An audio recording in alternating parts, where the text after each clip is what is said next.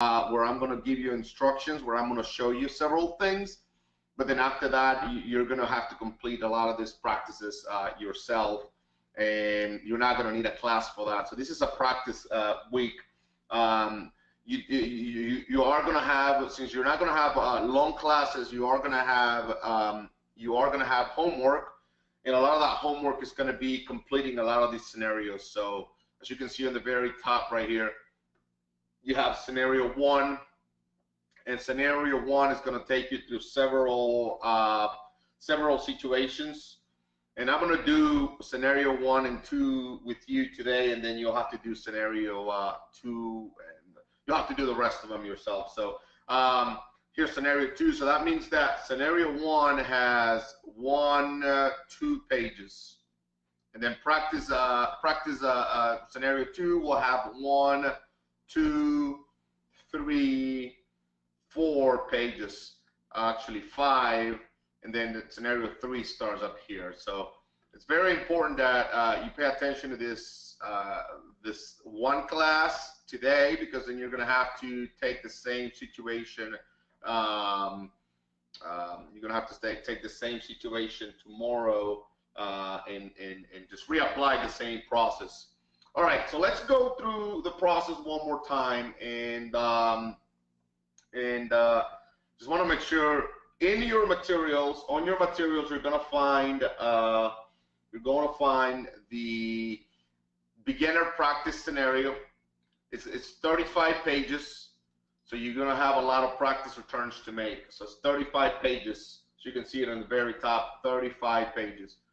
And this is just the beginner scenario number 1. And then we'll move on. Next week, we'll move on to beginning scenario number 2. So you're going to have hopefully by this time you've already created your account with D&J Financial. So let me actually show that to you. Most of you received an email yesterday explaining how this is done. So I am confident, and I'm hoping that by this time you already have this set up. So let me actually put this on the screen for you. You should have your account with D&J Financial already set up for practices. So if you have not done so, go ahead and get it done.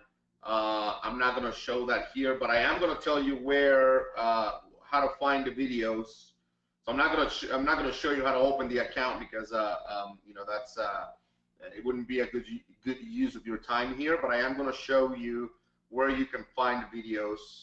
So let me do that. Let me put that on the screen for you right now. All right, so let's do this. Let's go ahead and log in. I want to show you a couple of things. You know, once you've logged into the system, let me show you a couple of things. You're going to have your own FEIN number and your username, and just here are a couple of things that I want to show everyone. This is our actual tax system, and I'm going to move to 2015. This is our actual tax system, right? This is what you're going to be working with. So we're going to be doing our practices here. You see our logo, D&J Financial. Once you're able to log in, you're going to have your you're going to see your name as well down here. Okay, and most so right now I just want to make sure, I just want to clarify, we are in training mode. So what that means is that some things are going to be limited. You know, you're not going to have access to everything because you are in training mode. So just pay attention to the training process, and you're going to be fine. You know, if you're worrying about, hey, I don't have this color, or I don't have that color, or this is missing, or that's missing, don't worry about that right now. You just need to be worried about training and making sure that you can get your returns completed. And also, I want to show you a couple of things, right? So before we get into any other part of the system, here's your new client system. This is how you're going to add new clients, right? It's very simple. But if I want to change this to another language, I can do that. Very simple. Make sure you watch the video on how to do that. I'm going to translate this from English to Spanish with a click of a button. I have new customers right there, right? Nuevo cliente. So I can just do that, and everything's in Spanish now if I want to do that in Spanish. Okay. And I just want to make sure that, you know, we're doing updates to the system. So some things might be a little off right now because we're doing updates, but you know, once we get into tax season, everything's great. So the one thing I'm going to say is familiarize yourself with the system. It's really important that you have that as you're going through this scenarios and practices, that you are familiarizing yourself with the system. So the one thing that I want to make sure that you understand, right? We have some alerts right here.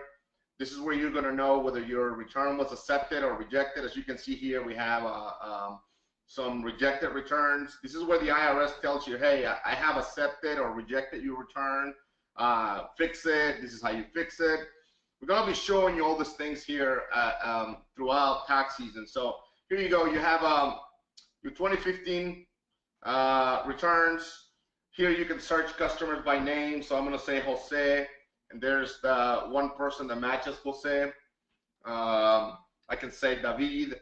There's all the people who match David.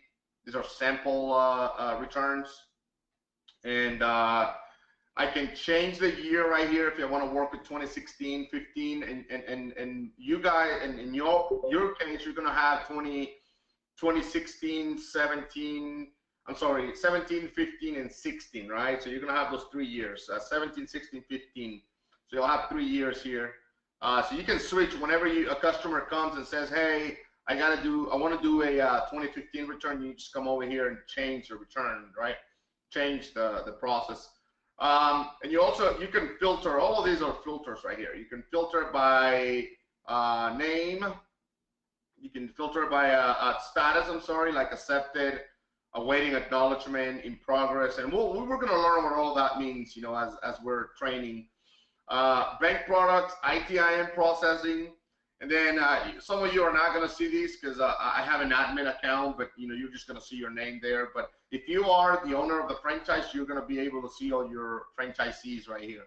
So let's make sure you understand that if you're the owner of the franchise, you're going to see your employees down here. So that's going to be, you should be able to go in and out of the franchise without any problems. So. All right, so let's do this. As we navigate through the system, I want to make sure that, again, you feel comfortable with the system. You know, you can here are some other menu options such as reports, the bank. We're not going to go in there right now, but you know, this is how your system's going to look, right? As you can see, I have a total of 87 returns. Total of 87 returns, and the system also says that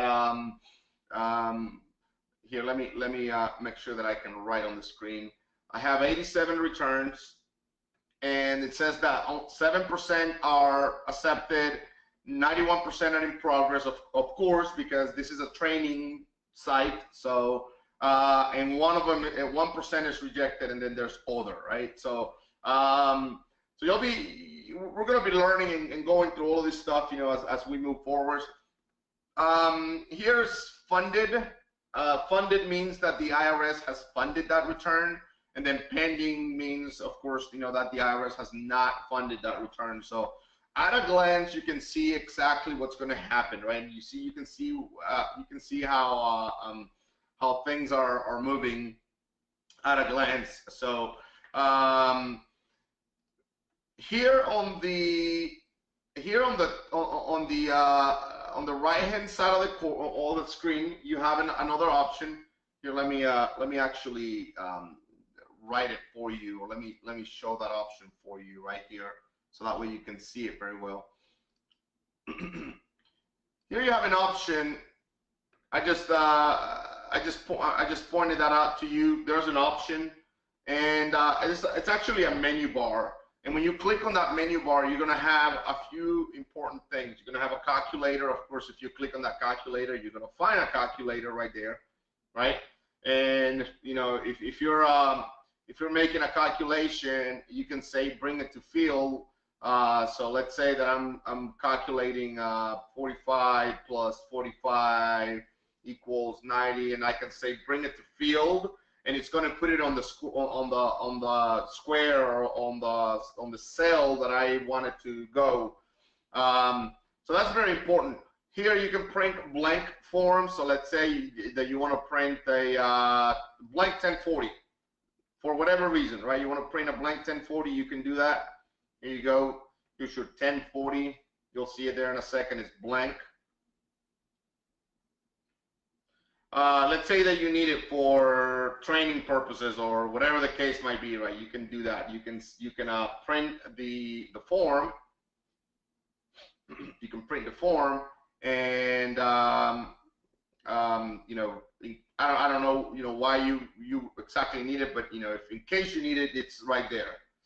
But one of the cool things is this, right? You can share your screen, so whenever you run into issues, you're going to be able to share your screen, and you know, this is going to happen, right? It's going to tell me to share my screen. We're going to help you set that up for you, and you can share your entire screen. Here, let me actually move that. So you can see it. Let me go and share my screen with you so that you can actually see it. All right, there we go. So you can choose now to share your entire screen or just an application, right? So for instance, I'm going to share Google Chrome, or I'm going to share the entire screen, whatever the case it is, right? So I'm going to share Google Chrome, and let's do that, right? Let me click on that, and let me share that for you, right? So whoever you're talking to, you know, for instance, you know, you can share this with your franchise owner, or you can share this with the D&J agent. I think you've heard me many times saying, hey, if you're a franchise of D&J, you're gonna have this option right here. You're gonna be able to share your screen so someone can log in and start helping you, right? So you've heard me say that a few times. So all you have to do is give them this code right here, the 5DAA. That code, and the other person is going to be able to log into your screen and help you. So this is very cool, because sometimes, you know, let's say that you run into an issue and you're not and you don't know how to solve it. They're going to try to help you, and if they can't, they're going to try to take control of your screen so they can actually do it for you. So let me close this. Let me show you again how I got there. I went to the menu on the very top, right hand, very top. I went to the menu, and I went to screen share. You'll be able to share your screen, not your entire computer, just your screen. And again, you have to give them permission. But here's the coolest thing, and I'll show you right now. Here's the coolest thing. Here's our chat system. This is our chat system. Right inside of the system, you're gonna have a chat system that you can work with, and that chat system is going to allow you to communicate with D&J Financial, with any of the agents, without having to call anybody. You can do a lot of cool things in here. So let me actually show you how this works, because I think this is actually very, very cool.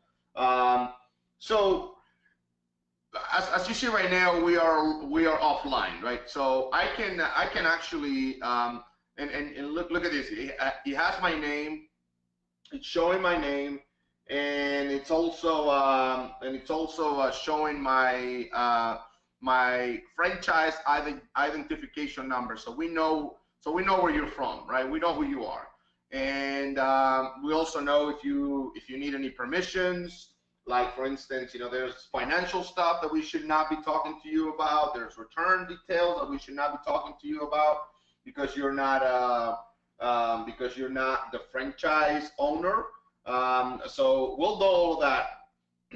We're gonna know all of that, you know, whenever you actually log in and So right now I can just write a message because we are offline, right? I can write a message and I say, let's say that you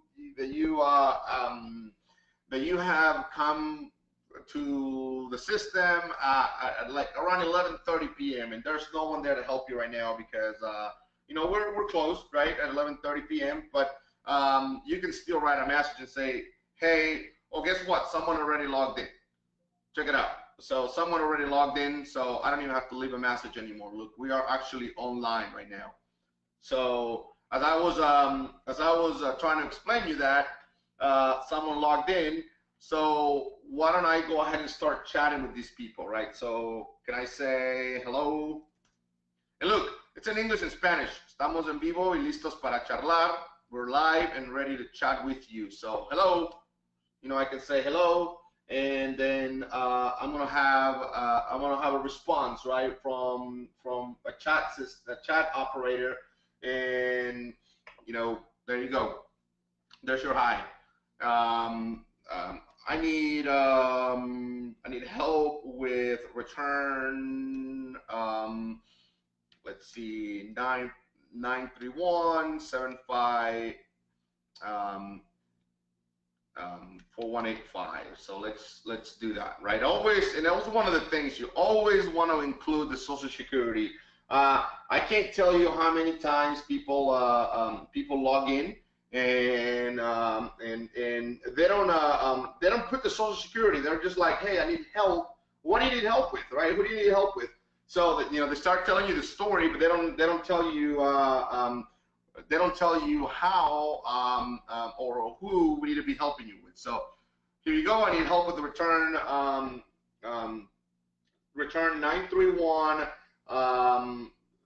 7541 4185. So, and then you'll have a response here in a couple of seconds. Okay, let me take a look, right? And then you'll begin the whole process of conversation. So for instance, if I want to say, hey, look, I'm working with this customer right here, Josue, right? I'm working with this customer, and I just logged into the customer right now. I just logged into the customer. So so if I say, hey, I'm working with this customer, and I need help because I don't understand how form, I'm not seeing the results of form 2441, right? I'm not seeing the results. So I've already put $3,000 here. And one of the things, if you know how to do this, right? So I can even take a screenshot of what I'm doing. I can take a screenshot and I can upload it to them and say, hey, look, I don't know what's going on over here, right? So you see that I just added a screenshot right there, and they can do the same thing to me. They can add a screenshot.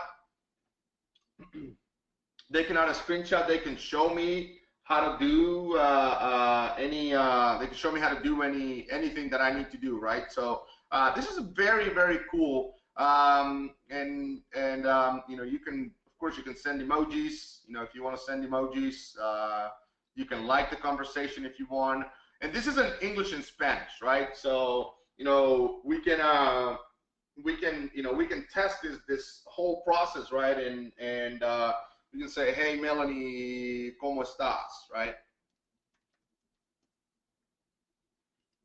And then we'll get a reply from Melanie saying bien, right? Or so this is not a robot, so you need to make sure you can ask any kinds of questions. Again, if Melanie or whoever's on the chat is not able to help you via chat, she's gonna ask for you to share your screen with her.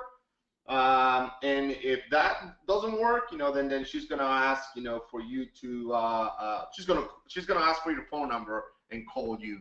Or anyone who's we have about 10 or 15 people that are working with us during tax season. So anyone or whoever it is, they're going to be able to help you, and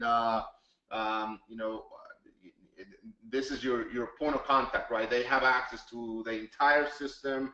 They have access to everything you need. They have access to all your returns.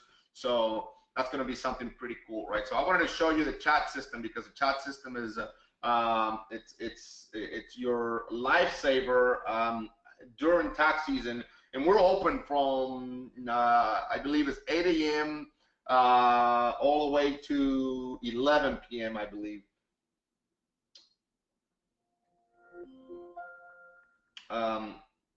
Yes, give me 1 second. All right, there we go. So we're open from 9 a.m. to 8 a.m. to 11 p.m. I believe. So they're going to publish. And again, if you don't see anyone logged in, then again you can leave a message, right? So let me see if I can. Let me tell Melanie.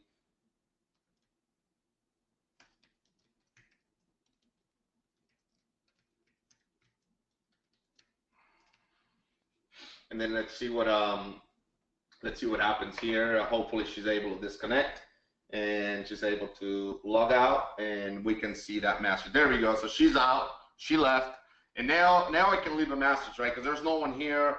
So I'm gonna leave a message because I have a question and I don't want to forget it, and I actually want someone to respond to me, so I can leave a message here, right? And then whatever you need here, of course, remember that this is not going to be something instantaneous, right? There's no one there to help you once we are offline. So someone's going to receive the email. It's not going to be me. Someone's going to receive the email and help you. So another thing you have is you can go to our website from here, D&J Financial.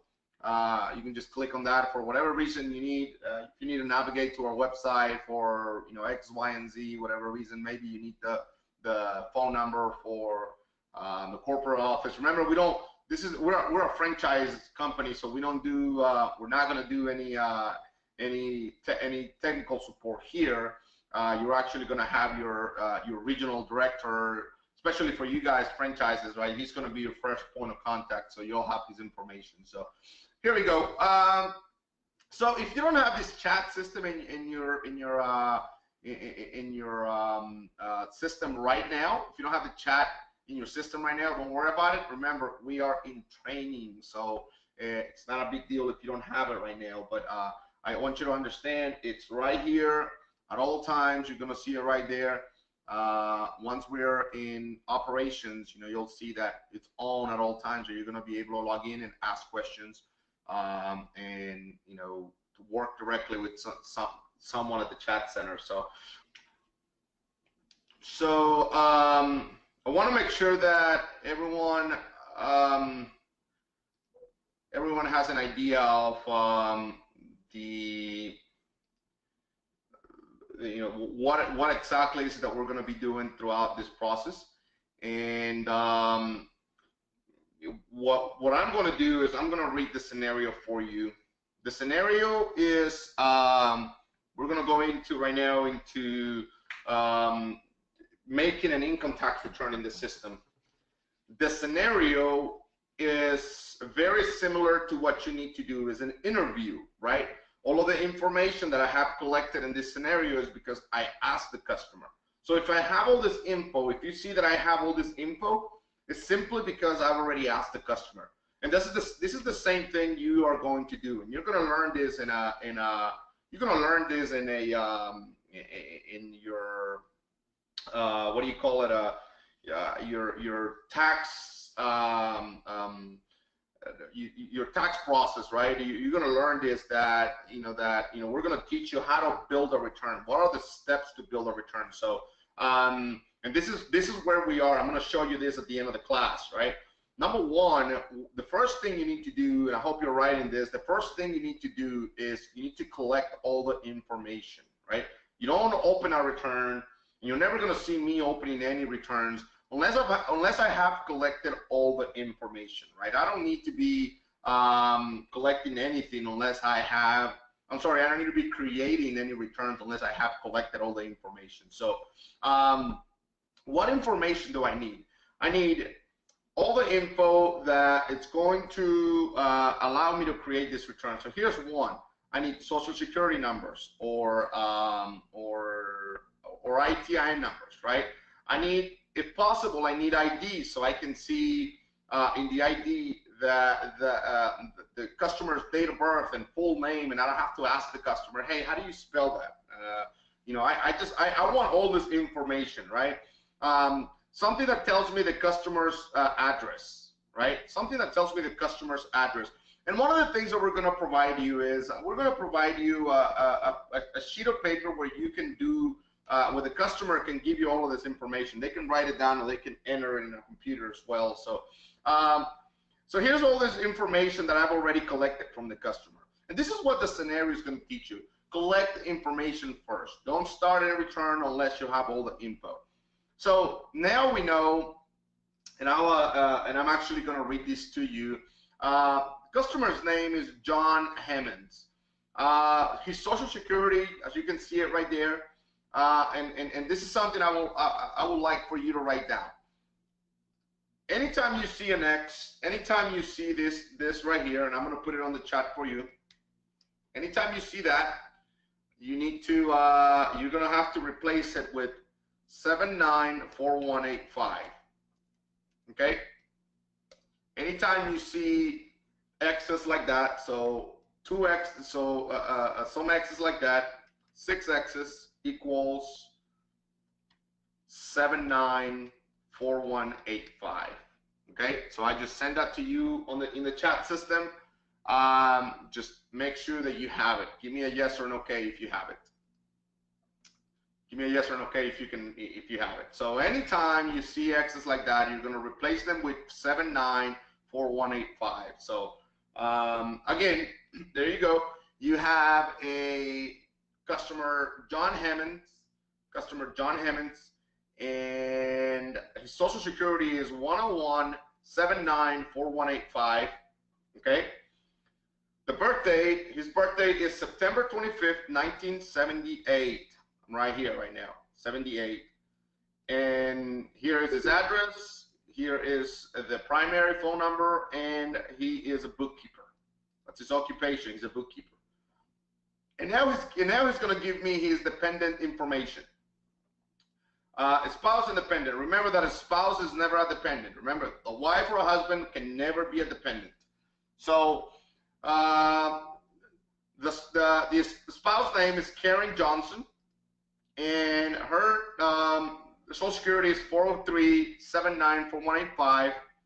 She was born in June 6, 1988, and cashier. She's a cashier for an occupation, and you can see the dependent's name over here. I'm not going to write it all down. But here's some additional information that you should take a look at. Additional information. John is not married and has no children, yet though he told you here that he has a spouse, right? So what does that mean? John is not married and has no children. So what does that mean? That means that, and I'm going to help you here. That means that at some point, John got together with Karen, right? As you can see, they have different last names. They're not married. John Hammonds, Karen Johnson. They're not legally married, but they've lived together, right? They've lived together the whole time. So more likely, Christopher Johnson, the dependent, it's more to Christopher Johnson, the kid, is a dependent, right? So just because the customer told me that he's not married and he has no children doesn't mean that he has no dependent and no spouse, right? Because as we have learned throughout the class, to be married, you don't have to actually have signed a piece of paper. To be married, especially in the state of Texas, if you're married, if you're together for 6 months or more, you are married. So, and the child is your dependent because he lives with you, because you feed the kid. He has no dependent, but his partner, Karen, has a dependent, which means that if they live together, that means that he has a dependent, right? So make sure that you understand what the customer is telling you, and customer's telling you a story, but it's not just about the customer story, it's about the way the IRS sees it.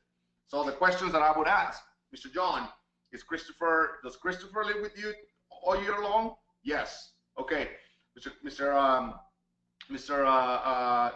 Hammonds, is Karen your partner? Has she been with you for 6 or more 6 or more years or 6 or more months, yes or no, whatever the answer the customer gives you, that's where you need to build the scenario. Don't just assume that because the customer said, hey, I'm not married and I have no children, that he has no responsibilities, right?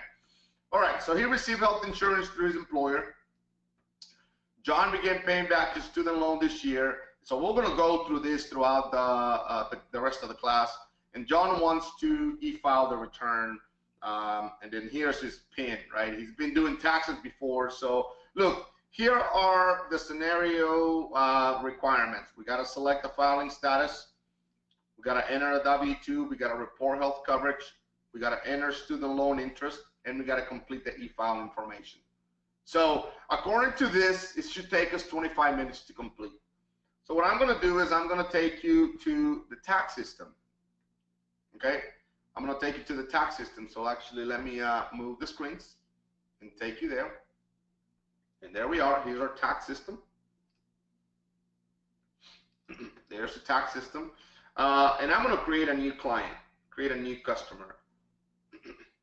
So here we go, new customer. The system is asking me which year, what year do I want to do. I'm gonna say for this example, I'm gonna say 2015. Do I want to use a template? I'm gonna use the training template for now. I'll explain what templates are later on. So Mr. Customers, his Social Security is 101-794-185. His name is John Hammond or Hammonds, and I'm gonna add the client. Check this out. I cannot add that client because somebody else already has that Social Security. So see how smart the system is? If somebody else has that Social Security already in your system, not in my system, in your system. Let's say that you are part of a franchise. So let's say that Olga had already added that customer, and nobody else can add it because someone already in your franchise has already added it. So I'm going to use another Social Security just for I'm going to use, let me change the year one more time, and I'm going to use 106-794-185, John Hammond. Hopefully this one, it's not taken. Boom, this one's not taken. We're ready to go. Perfect. So I'm going to go ahead and start adding the information that Mr. Hammonds gave me. And so I already have the, let me change here let me start sharing my screen with you instead of just sharing the app. That way you can see everything I'm doing. So there we go. So Mr. Hammonds told me that his spouse, Karen Johnson, right? Karen Johnson, and there's her Social Security, and she was born June 6, 1988. So why don't I go and enter Karen Johnson? Karen Johnson, 403-794-185. And it's not asking me for date of births right now, so I'm going to move on.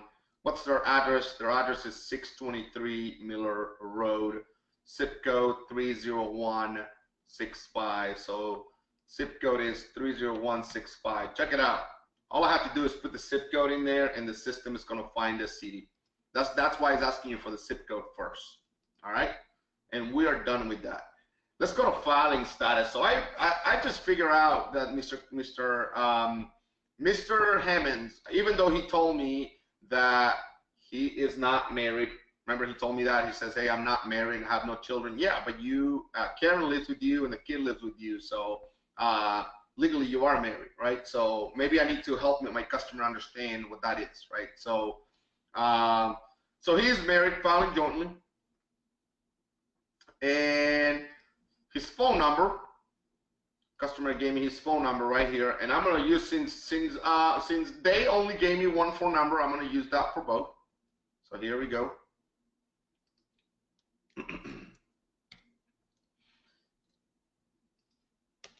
I'm going to use the same for both.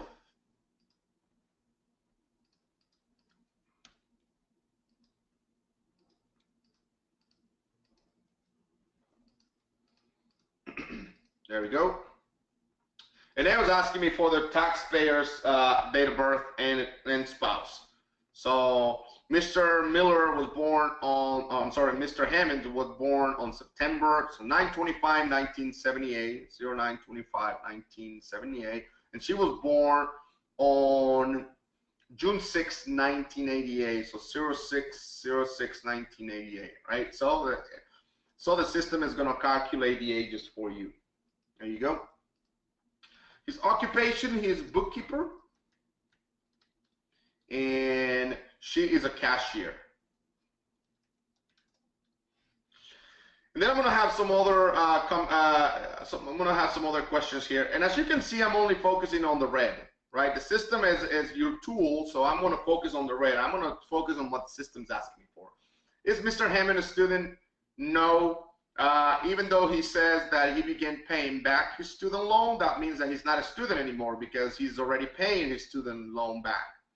Is Karen a student? No. Is a member? Is he a member of the armed forces? No. Is she a member of the armed forces? No. How do I know this? They didn't tell me, right?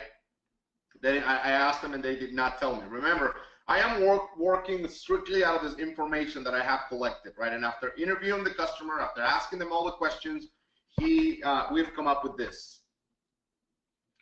All right, so do I have any dependents? I'm going to say yes.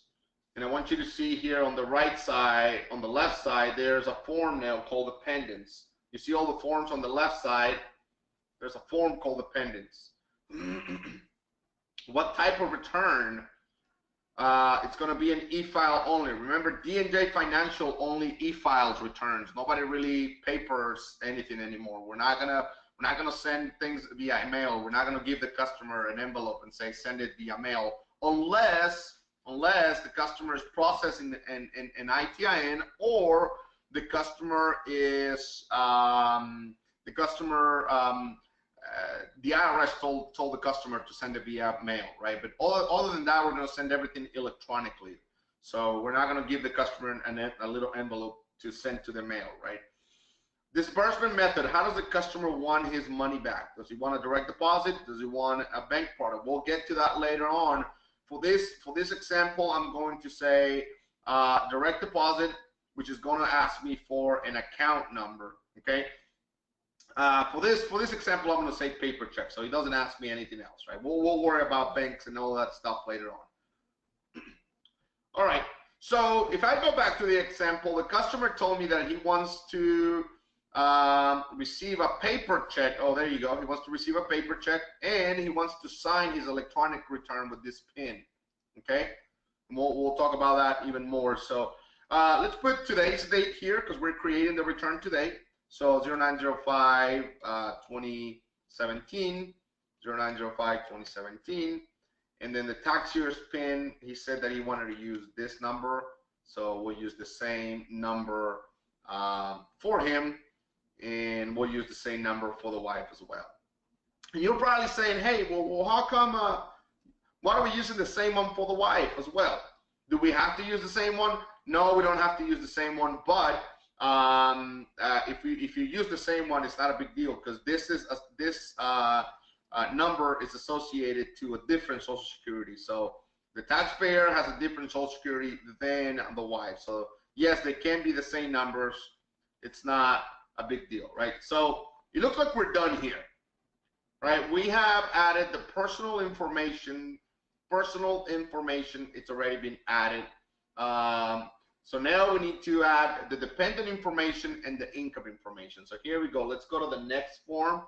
And hopefully you're following me, and I'm going to write it. I'm going to highlight it for you. I'm going to the dependent information right here on the screen. You see all of my forms are changing colors. They're going from red to green. So I'm going to the dependent information. I'm going to add the dependent.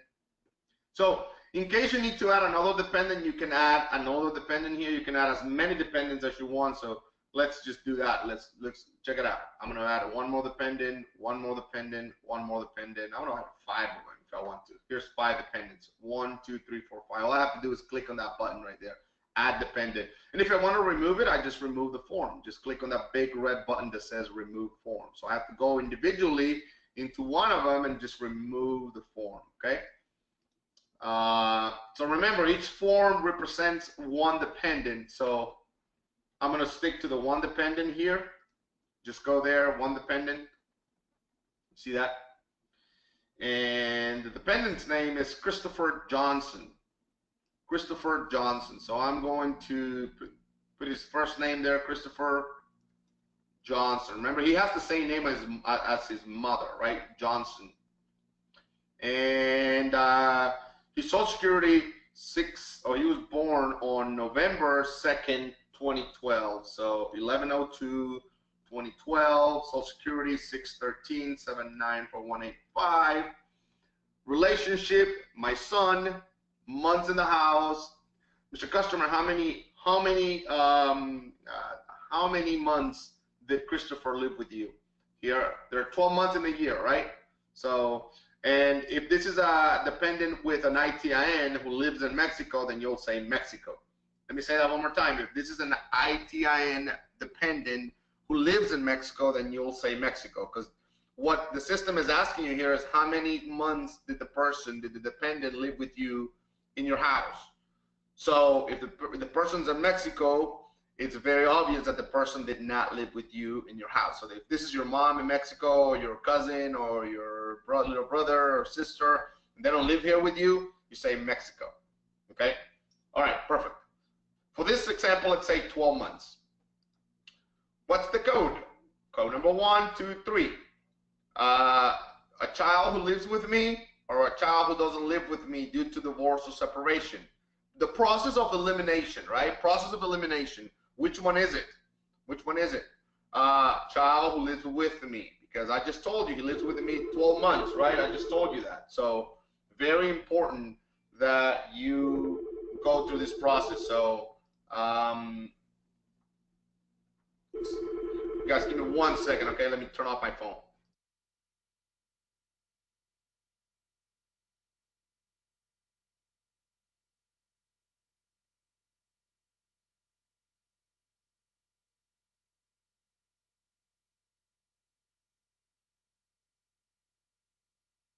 Sorry about that. I forgot to turn off my office phone. So, cool. So the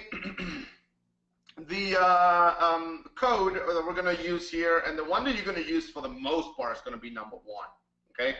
And then later on we'll get to, when you use number 2. But for right now, we're going to use number 1. That's usually the only one that we're going to be using. So here we go. And then you'll have an EIC, and then again, we're going to focus only on what's red, right? So it's not asking us for an EIC code right now. Anytime your dependent is over the age of 19, you're going to see this EIC code turn red, and it's going to ask you to select one of this. So let's move on. Here, actually, let me go back into the return, and let's go into the dependent.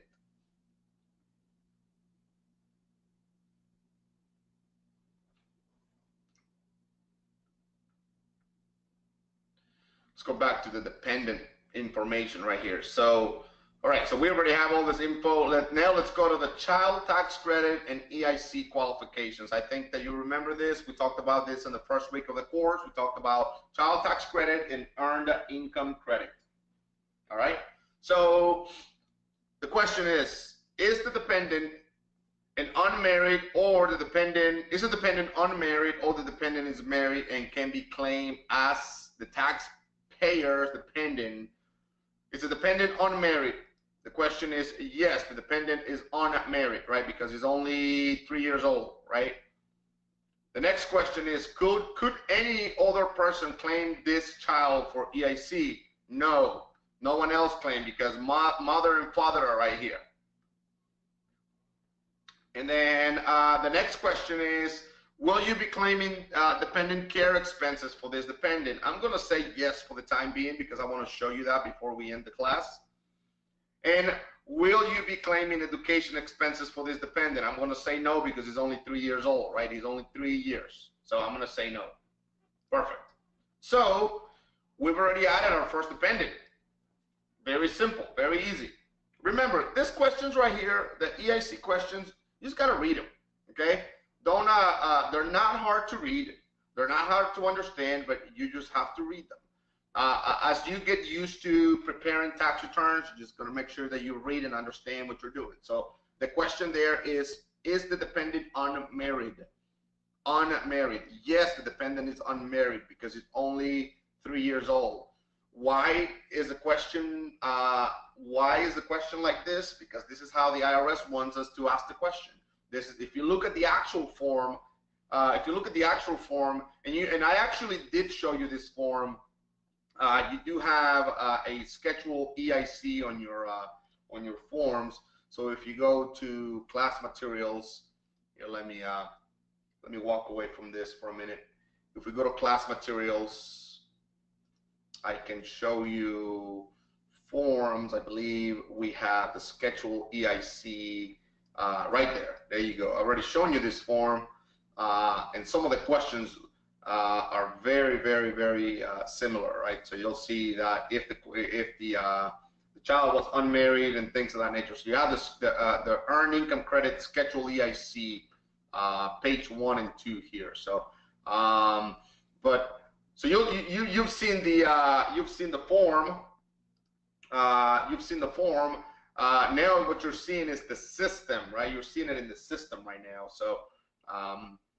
Perfect. So we've added, again, a lot of these questions, the system, as I have been telling you, a lot of these questions, the system has already answered for you, and you don't really have to worry about them anymore, because based on what you're telling the system it's already adding and answering some questions for you. So, all right.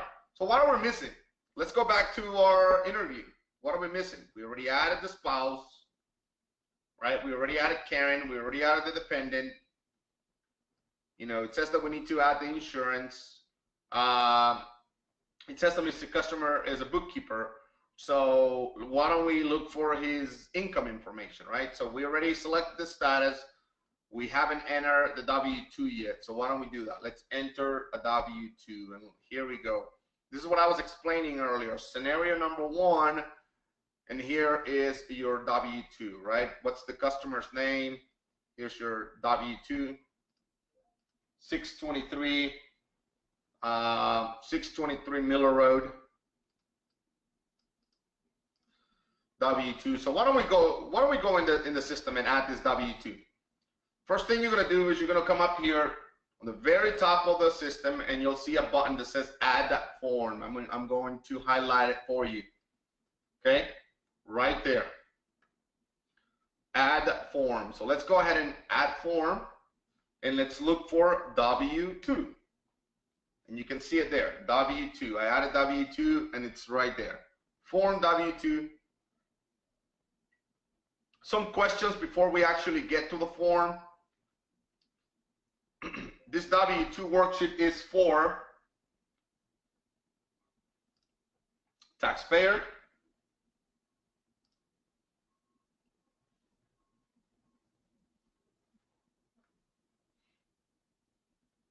okay. The next question is, check if the recipient's address is the same as the present home. So, Mr. Customer, do you live in the same address as in the W-2? Yes, I do. Then you just click in there, and the address is going to populate itself. Or if not, then you can write it yourself. If the address is different, you can write it yourself. But for this example, I'm going to say yes. Is this a standard W-2? What is a standard W-2? Standard W-2 is what you get from your employer, that printed W-2, right?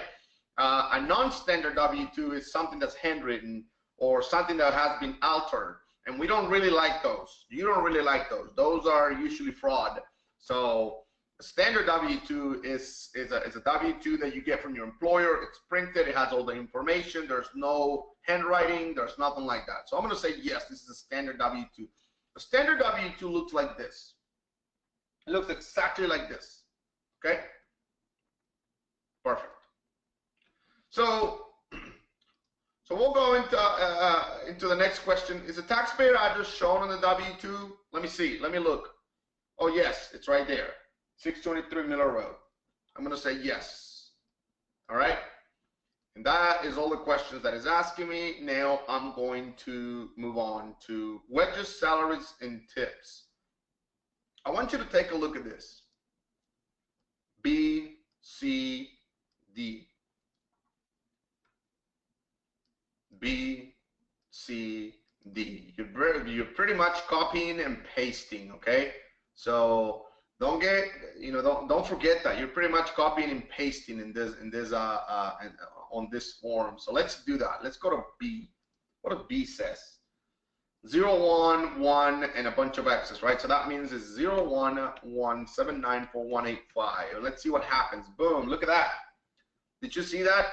The information pre-populated for us. Because someone in Georgia or in Florida or anywhere where our system is being used, someone put that number in and put all that information. So it pretty much made your life easier. Very easy. Pretty much made your life easy. So there you go. You have your all of the information for your employer. So now all you have to do is focus on 1, 3, and 5. I want you to take a look at this. Take a look at this. Right there.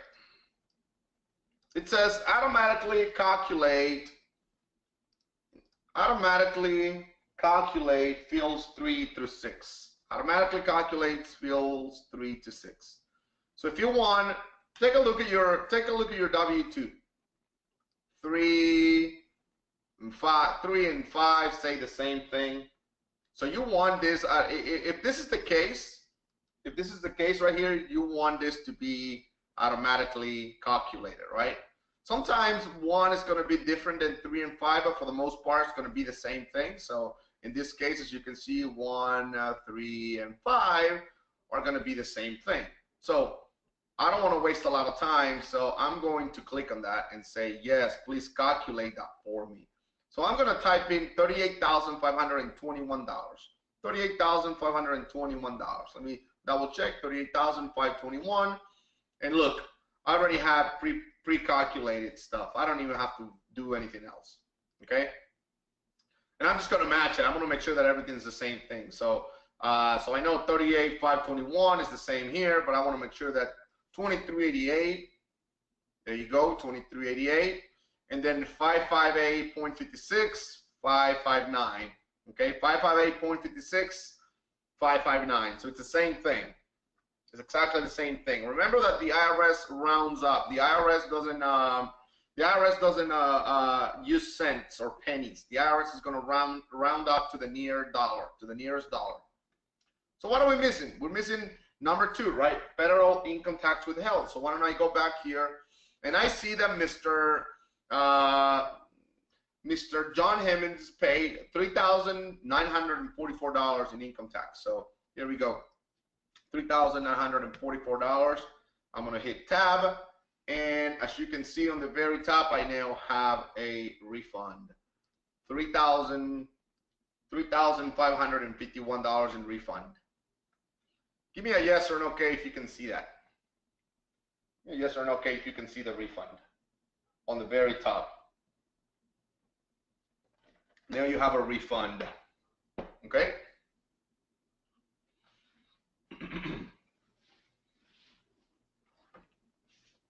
Perfect. So now, and that's not the entire thing, right? That's we still have to do some things. So what have I done? I want you to write this down, right? And take a look at your chat system. So I collected all the info, collected information.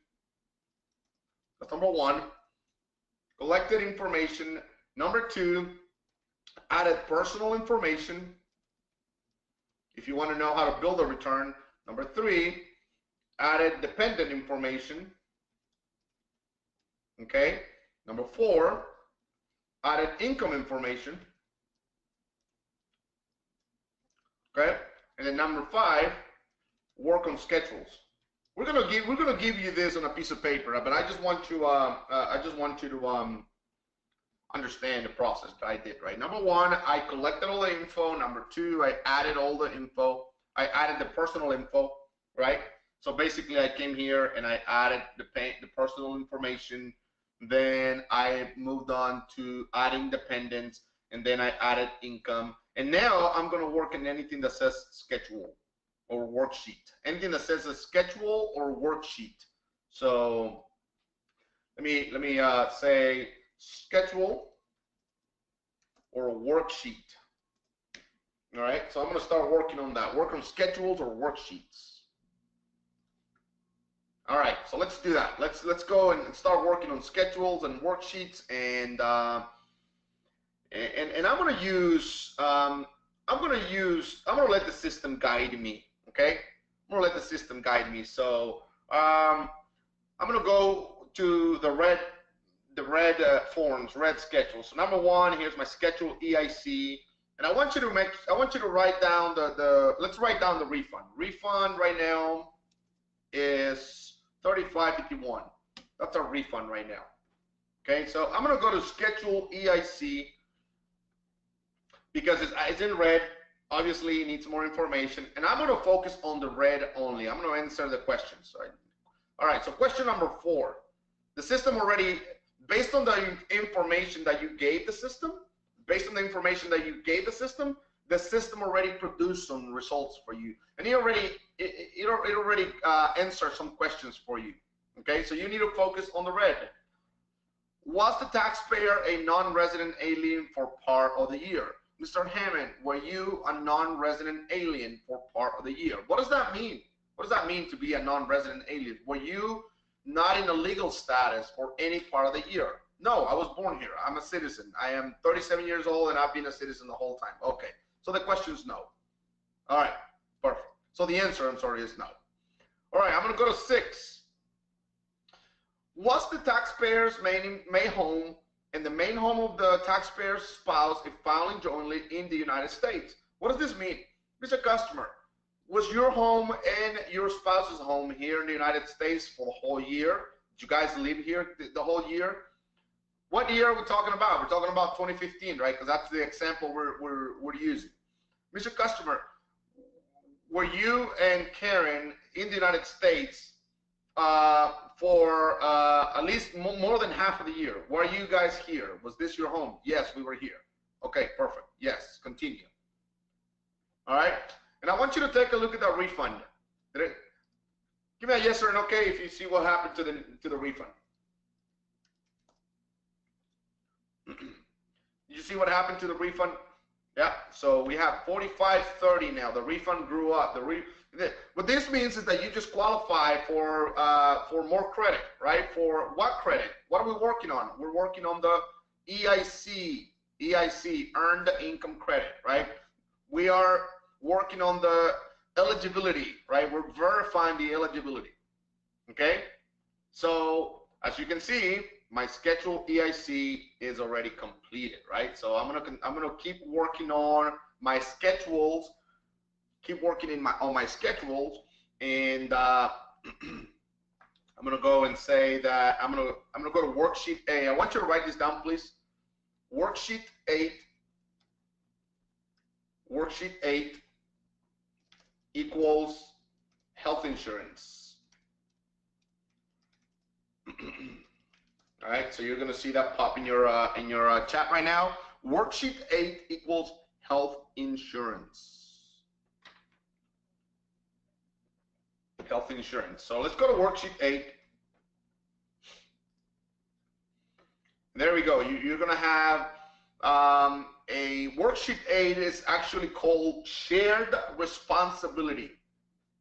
In Spanish, responsabilidad compartida, share responsibility. So if you understand, and we're going to talk about insurance next week, and there's also a video that I already added for you.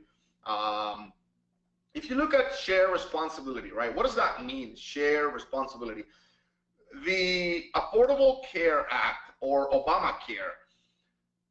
It was the whole point of Obamacare was for all of us to share the responsibility, right? There's a responsibility of the government and there's a responsibility of the individual, right? So if you are a citizen or a resident, a permanent resident or a citizen of the United States, if you are not one of those, this does not apply to you, okay? If you are a citizen or a permanent resident, so let me be clear. You have a citizenship certificate, right? You are naturalized, okay? If you're one of them, you are responsible to have insurance. If your green card says permanent resident, right, you are responsible to have insurance. If you don't have one of those, you're not responsible to have insurance, right? You're not required to have insurance, okay? If you are on DACA, if you are on TPS, or if you're on anything else except a citizen, right? If you don't carry a citizenship certificate or a green card, then you don't have to worry about insurance. So that you can say that same thing to your customer. If you don't have a citizenship certificate or a green card, you don't have to worry about insurance, right? So, all right, so let's go to the insurance. But first, let's see what the customer told us. What did he say about insurance? It says that he received health insurance through the employer. So this is going to be very simple, okay? It's going to be very simple because he received insurance through the employer. So I'm going to go to the system and I'm going to say that he had full health insurance, all right? He had full health insurance, but he didn't tell me anything about Karen. He didn't say anything about Karen. He didn't say whether Karen had insurance or not, right? So this is going to be a good example for us to figure out what happens, right? If, for instance, if Karen doesn't have insurance and Christopher doesn't have insurance, they're both residents or citizens. So what's going to happen, right? So if Karen had insurance, then we need to know how she had insurance. So maybe Karen's going to say, hey, we had insurance through Medicaid, right? That's very common, right? We have Karen, Christopher and I had insurance through Medicaid. All right, well, if you have insurance through Medicaid, then you're just going to click full insurance. There's no other forms to fill out. You're just going to say full insurance. And that's it, full insurance. That's all you have to worry about, right? If the person says, hey, we had insurance through our employer, the only thing you have to ask is, did you have insurance all year long? Right? Depending on the question is what you are going to do here. So I'm going to say, Miss Karen, did you have insurance? And she's going to say, yes, I did. And the insurance was through my employer. Okay, so did you have insurance all year long? Yes. Well, what about Christopher? Oh, yes, he had insurance as well. He was in my employer's insurance, on my insurance policy, and he was all year long. Then I can say, okay, full. Don't worry about it. That's it. That's the end, right? That's the end of the insurance. But if she says, no, I did not have any kind of insurance, no, I didn't have any insurance, not at all, then you're going to ask Miss Karen, did you have insurance at least 3 months, 2 months, 1 month? And she's going to say, no, 0 months. So during 2015, you have 0 insurance. Yes. So then you're going to click on every single month, okay? You're going to click on every single month. You're signaling that she did not have insurance on this month. Whenever you click on here, it means that the person did not have insurance, right? It doesn't mean that they had insurance this month. No, it means that they did not have insurance, okay? And we can say the same thing for Christopher. Let me log back in. We can say the same thing for Christopher for this example, right? Let's say that Christopher did not have insurance any of the month. Okay, so I'm clicking in here, and I want you to, once I'm done here, I want you to take a look at the refund. Can you see the refund? Can everybody see the difference in the refund? Give me a yes or an okay if you can see the difference in the refunds. So we went from $4,530 to now $4,530. I'm sorry, now $4,040, right? So now they have to pay a penalty, right? And it's right here. Look, here's the penalty. Just scroll down the page, and you'll find it here on line 5. They have to pay $488.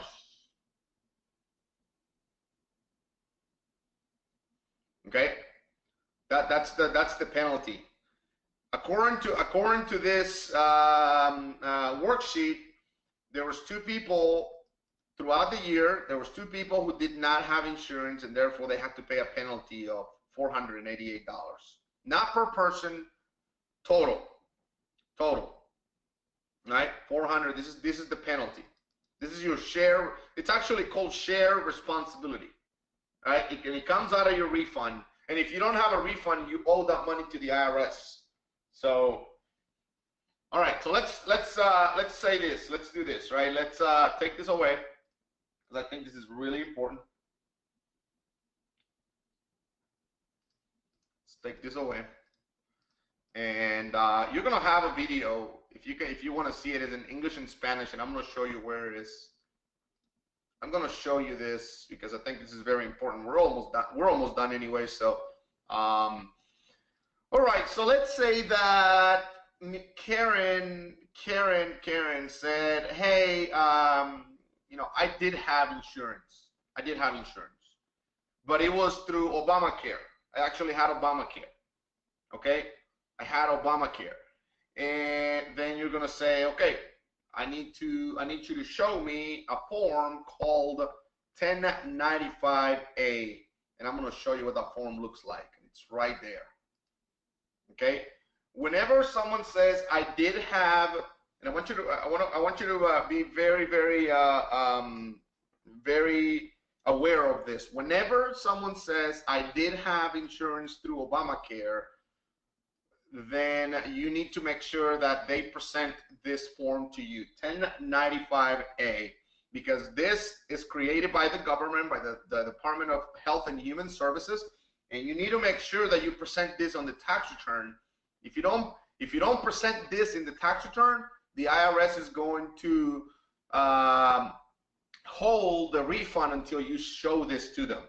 So if the customer says, "Oh, you know what, don't worry about it, just send it," you need to tell the customer, "Mr. Customer, of course I can send it, but you need to understand that the IRS is going to hold your refund until you present this." So you're going to add 2 or 3 more weeks of waiting time just because you didn't want to wait 2 or 3 more days, right? So just make sure you understand this, okay? Let's go back.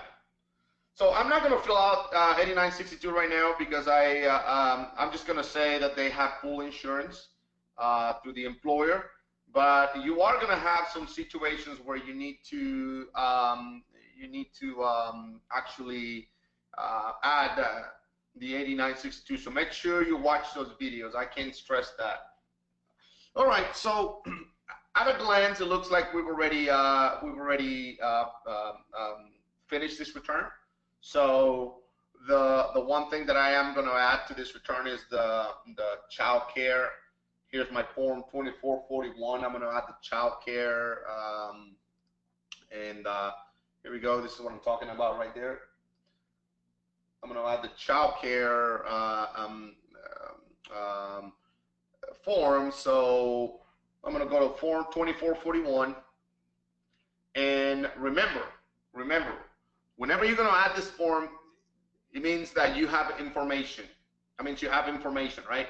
So that means that you have the person or organization or company who provided the daycare for your kid. So let's say Bright Start Daycare. That is, and they are located in 80 or 800 Lake Drive. This is just an example. They are located in the same city. They're a company, they're not a person. So if they're a company, they have an EIN. If they're a person, they have a Social Security or an ITIN. So they're a company. So I'm going to say here is the company's EIN.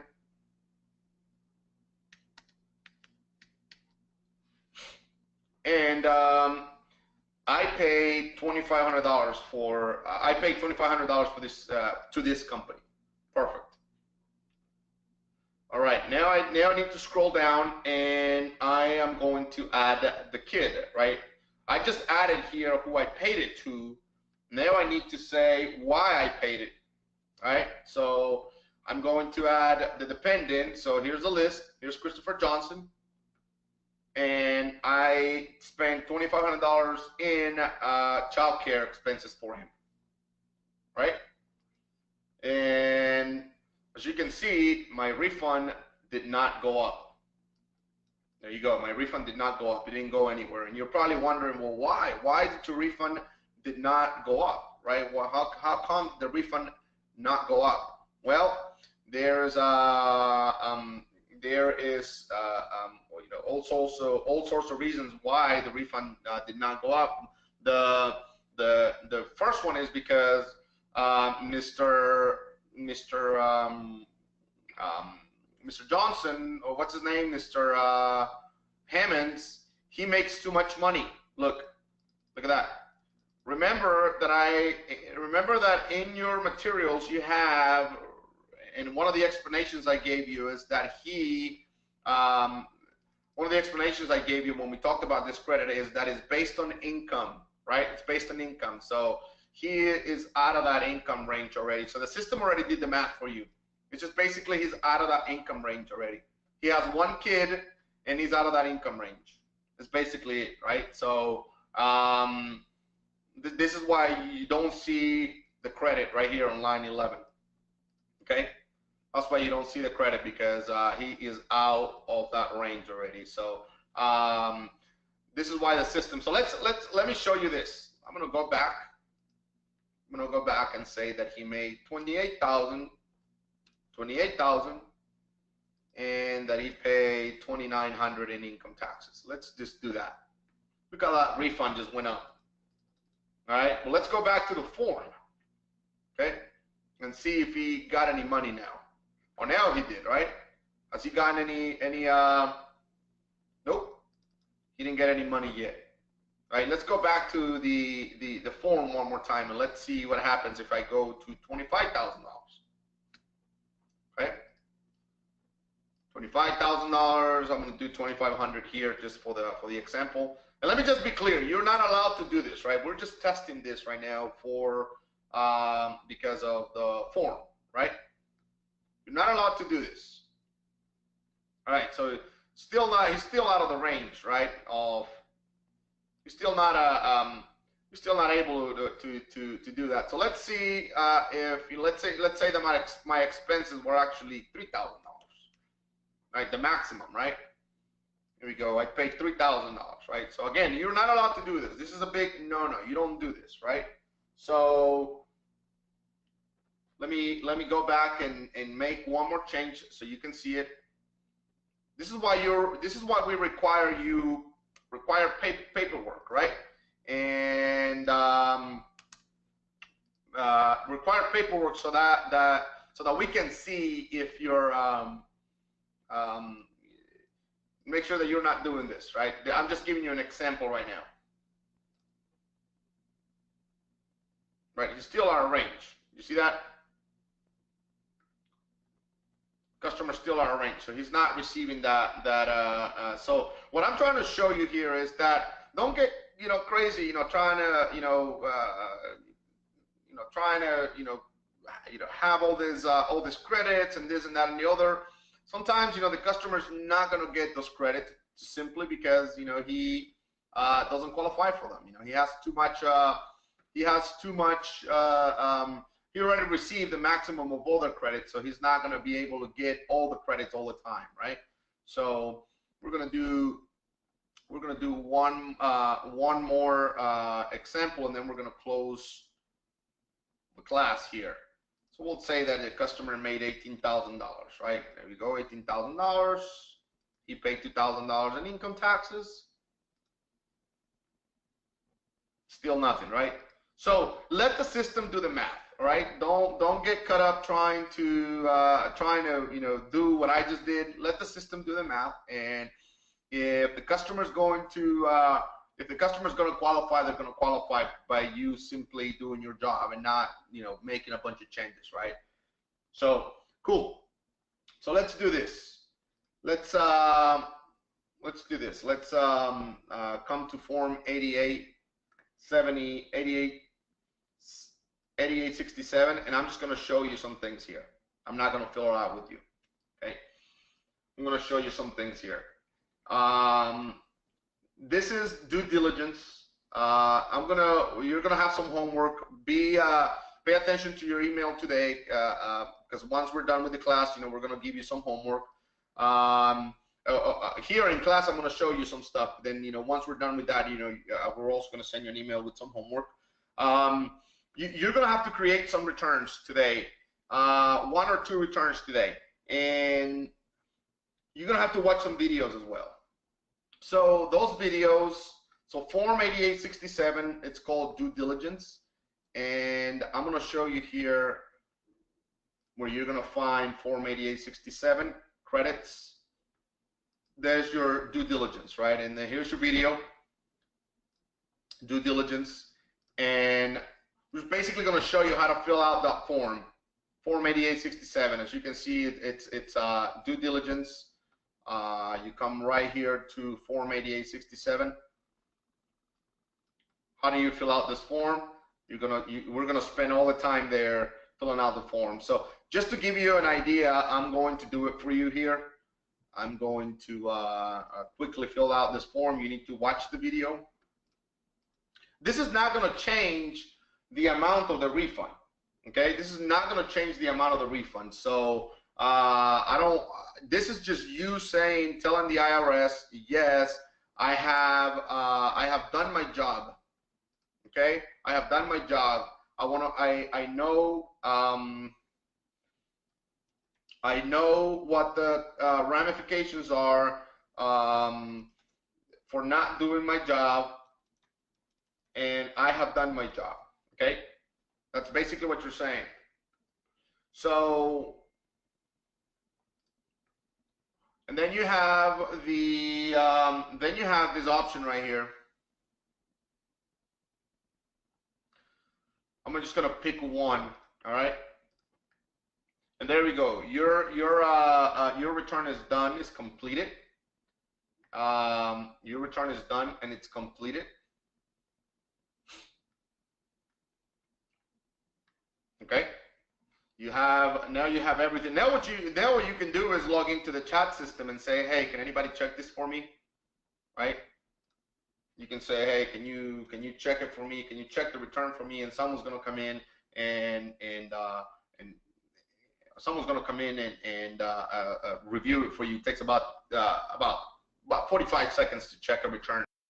We are going to take a short break, and when we get back, we will go over the instructions to complete the rest of these scenarios and what you need to do for the next few days as homework.